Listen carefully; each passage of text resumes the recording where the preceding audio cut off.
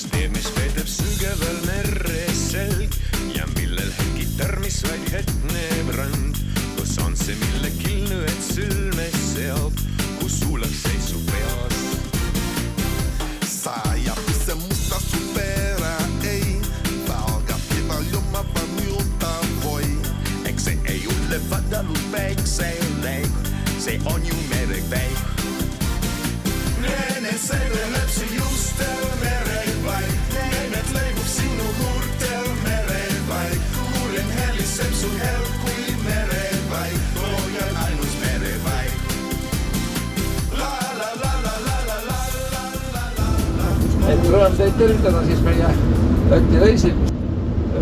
Nii-öelda ühe soojaga lähme liivlaste vanasse keskusesse Lemsallu ehk lätipäraselt Limbažis. Ja Limbažis ka midagi väga imelist ei ole. Linnus on nüüd küll natukene taastatud, vaatame selle vana ordulinnuse ära. Viitsemis on ajalooliselt elanud valdavad liivlased, aga ja ka ikkagi tatkalid, kes siis on andnud, eks ole, Lätile nende riigi nime, Latvia. Ja keel on kujunenud ajalooliselt välja siis tatkali keele ja liivi keele ja siis segust ja seal on muid laene ja kõik võimalikke neid lisandid ka muudest keeltest. Läti on umbes 50% suurem kui Eesti ja siin on siis, eks ole, umbes 2 miljonit elanikku. Et elanikke on ka umbes 50% rohkem, kui meil on 1,35 miljonit, siis panen 0,7 juurde, ongi enam vähem 2. Täpsustada mõningad andmed. Mõistlikke perekonnad on meil ju Eesti ja Liivimaal suures plaanis samad, ehk siis palju on Eestis tuntud mõistlikke perekondi, kes ka seal on mõisasid omanud ja Läti poole peal üldjuhul on need mõisad olnud suuremad ja uhkemad ja neid on kuidagi ka paremini kasutatud. Koolidena on nad seal kauem vastu pidanud kui Eestis ja ei ole lastud laguneda. Ja siis sealt edasi lähme Kremulda mõisa ja linnuse varemete juurde. Seal nüüd vaatame Kremul. Natuke saame ronida ka täna on meil selline ronimise päev üldiselt. Et esimene suurem ronimine on siis sinna Kaupo aua juurde. No teadlased ja asjamehed, keegi ei julge 100% kinnitada, et see on Kaupo aud, aga selline kivi seal seisab ja keegi ei julge öelda ka, et ei ole. Et mine tea, no. Me peame uskuma, et on, eks ole. Ja siis on seal selline Kaupo koobas ka veel, mida ka siis seal orus vaatame. No ja see Linnamägi, mis oli ka üks tema maleva tugipunktidest. Aga ma täpselt ei tea, seal on nüüd hotell tehtud sellest endisest, minu meelest on, aga ma ei ole ka mitu aastat käinud. Seal oli selline rehabilitatsioonikeskus Kremulda mõisa peahoones. See tehti sinna juba, kopsuhaigete haigla tehti sinna juba esimesel Läti ajal, siis 1920. Et sel ajal ju ka ülekaalukas vaenlane tuli, siis aeti naised lapsed siia koopusse peitu, eks ole. Aga no nende vanade asjadega ongi nii, et ega imagi täpselt ei tea. Teine teooria ütleb, et need kaevati 17. sajandil ja siis lihtsalt et kulke hoida, eks ole. No need on täpselt niisugused asjad. No ma selle kohta pole seda lugenud, aga mujal küll, näiteks meil Suislepas ja näljakoopad ja mis kõik, eks ole. Et pehme liivakivi ja eks siin midagi oli kindlasti ka ja siis hakati süvendama ja... No ja kui me täna siis Gutmani koopast jõuame bussi, siis sõidame üle jõe ja lähme vaatame siis veel Baltikumi kõige suuremat ja aktiivsemat seiklusparki natukene. Tarzansi park, mis on tõesti võimas sellel 80 meetri kõrgusel Gauja jõe nõlval, mis on Baltikumi kõige järsem, kõige sügavam jõeorg ja kõige järsem nõlv. seal on ka muidugi suusanõlv ja siis et meie sellest nõlvast rohkem rõõmu tunneks, sõidame siis seal on ka ühed vähesed Baltikumis olevad selline toolid, eks ole. Kuidas neid nimetada köisraudtee, eks ole, aga köistoolid meil Eestis ju sellised ei ole, meil on ainult suusatõstukid. Mitte kuskil toolid ei sööda ja Lätis Siguldas on ju ka see kondel, mis käib üle jõe. Ja vanasti me sõitsime sellega ka gruppidega, aga nüüd enam ei sõida seal lihtsalt põhjusel, et see on võimatu. Suure grupiga, et kui oleks väike grupp, siis saaks hakkama, aga seal on väga keeruline seda, siis see lõhub meie päeva ära ja grupid ära. Me peame kõige vähem 3 grupiga üle minema, aga tavaliselt 4, sest seal on ju teisi inimesi ka. No nii, nüüd on jäänud meie tänase päeva viimane. Noh, see Keppide pargist ka veel, seal teeme ka mõne pildi. Nii, aga nüüd praegune kohe hommikune tegevus on meil siis selline, et Sigulda uus, vana ja keskmine loss. See keskmine on küll puumaja, aga väga kuulsa mehe George Browni ma nüüd jah on.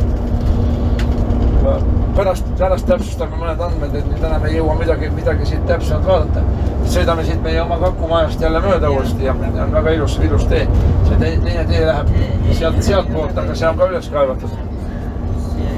Nii, et kõigepealt alustame siis, kui meil on Eestis nüüd Lambakogu väga populaarne Saaremaal, siis siin on selline kivisõdurite kogu. Nii et alustame sellest kivisõdurite kogust, mis on kohe parklas. Ja siis lähme siia Uue Lossi parki, mis oli vanasti imeilus park. Ja siis tuli uus disain, kõik lillepeenrad viimaseni kaevati üles. Tehti mingi uus avenüü, noh, eks ta on ilus nüüd ka, aga kuidagi natuke kurb. Ja siis seal lähme terrassile ja vaatame sealt esimese vaate, see on väga ilus vaatekoht. Aga nüüd siis Turaida koosneb põhimõtteliselt 3 osast. Pihaosa on siis see linnuse osa ja loodame siis, et meil seal mul on natuke mure, et kui giid tuleb, on just jälle tore, aga teist küljest siis ta räägib, äkki hakkab liiga palju ajalugu rääkima, mida me üldiselt teame või võime rääkida pika bussisõidu ajal.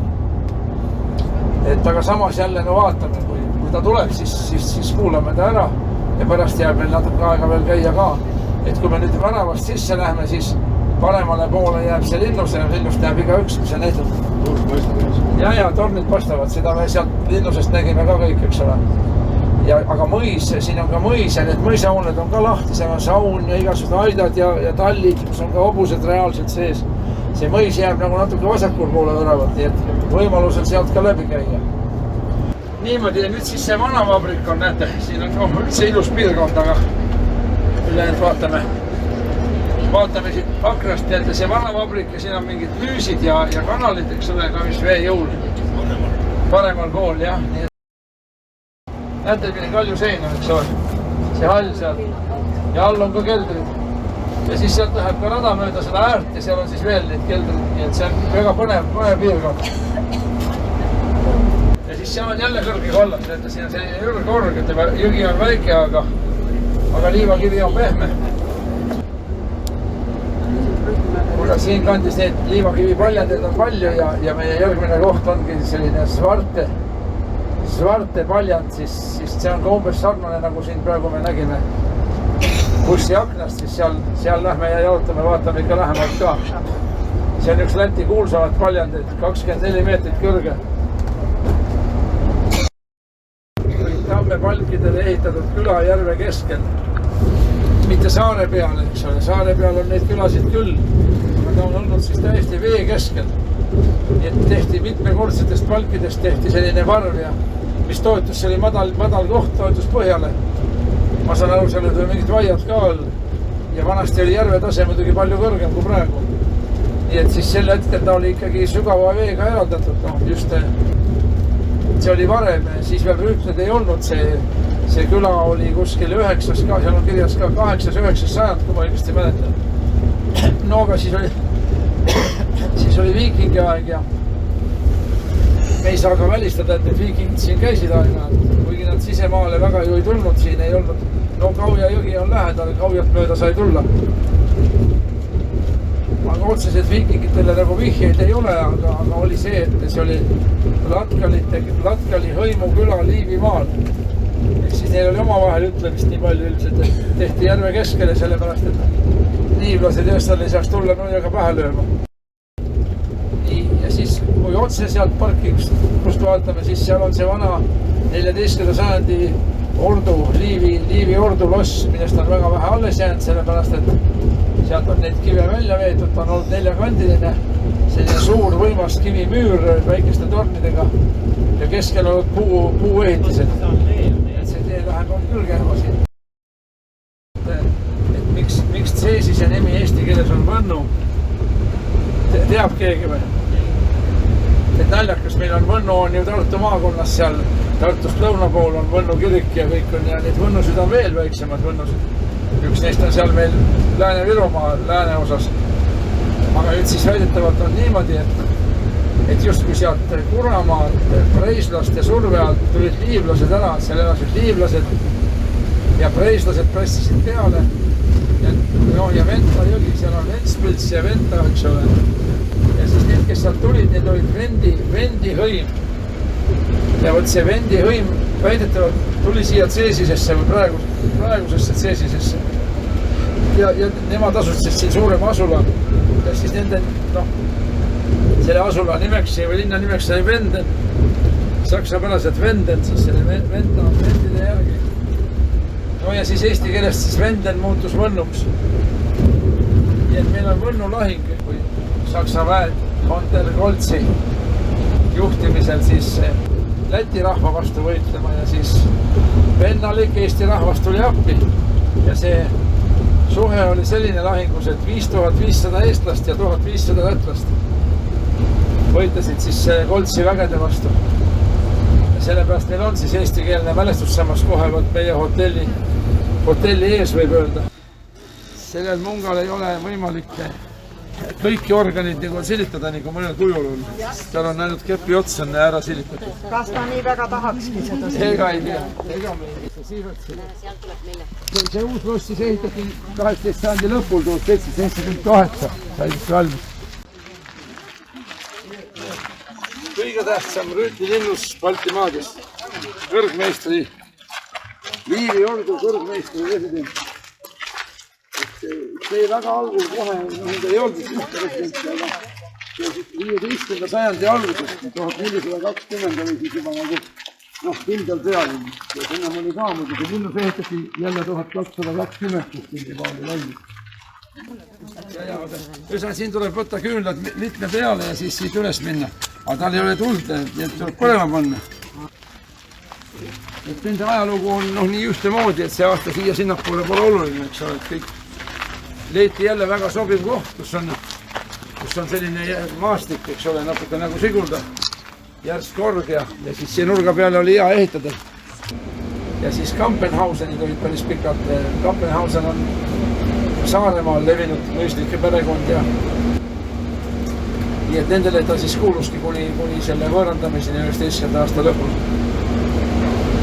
Aga siis ikkagi perekond jäi siia, need olid neile võimaldati mõisa südant edasi pidada kuni 39. aastani. Ja pärast oli kool seal mõisas. Ja siis öeldakse, et see on üks paremini uuritud mõisamaju kogu Lätis. Barokne puitroone ehitati kohe pärast Põhjasõda 1730 ja kuni 32, nii et 32 sai valmis siis. Ja isegi niisugune jutt on siin, et on teada, et selle ehitusel osalesid Vene puusepp Fjodor, Saksa müürimeister Baumgart ja Eesti müürsepad Juhan Tariper ja Jan Kodara. 1747–53 olid ka ümberehitused juba ja siis olid siis Limbaši maalermeister Georg Dietrich Hinchi vahvad ja naiivsevõitu maalingud teise korruse trepihalli seintel, kus on siis Peeter Esimest kujutatud ja need on siiamaani alles. Vaadake nüüd seda alleed. See on nüüd Skotšeni allee, siin on tehtud see plaattee ka selline äge. Et kahjuks jah, peame tunnistama, et kool oli lahti, lahkelt võeti vastu. Aga no nüüd vaatame veel seda väljasõit on ka ilus. et see oli siis üks kõige rikkam ja hoonete rohkem mõisakompleks üldse siin Põhja-Lätis. Mõne sõnaga räägime temast ka ette ära, seal tuleb meil nüüd, sain nii aru, ikka kohalik giid ka selline üks, kuidas ta vist mingi turismi üliõpilane neiu, kes siis diskussiooni seal teeb. Aga no räägime kõige tähtsam ära, et see on selline siis, noh, see on kõigepealt see tore koht, et alati, nagu te nägite, siis eestikeelne ajaleht ja nad on väga eestlaste sõbralikud ja piiri lähedal nad asuvad ja ise nad loevad, et see on vana Mulgimaa. Et Mulgimaa ulatus vanasti siia kaugemale ja Rohja oli veel Mulgimaa linn ja nemad on Rohja piirkonna mõis. Et tegelikult on seal juba keskaegne asustus siis olnud ja keskajal ta nimi oli Mittelbrunn ehk siis selline keskallikas. Et selline, noh, ikka kohad mõisad sündisid allikate juurde, kus oli puhas vesi ja sai teha tiiki. Nüüd tuleb ikkagi meil lühike peatus teha ühel ju Balti keti juures ja seista kettidena. Õhtul on seda hea teha, siis on õige poole pealt päike. Selline lätlaste poolt tehtud ilus mälestusmärk. Võib-olla mõni pole näinudki teist seda. Kui palju te siit sõitnud olete, see on küll vana tee juba. Ja Karinile ka tõesti palju tänu, kõik väga korrektselt. Kõik on täpselt teada, kes kellega magab ja rahad korjatud ja kõik hästi ja ilusti tulime rahadega välja ka ja nii et kõik hästi.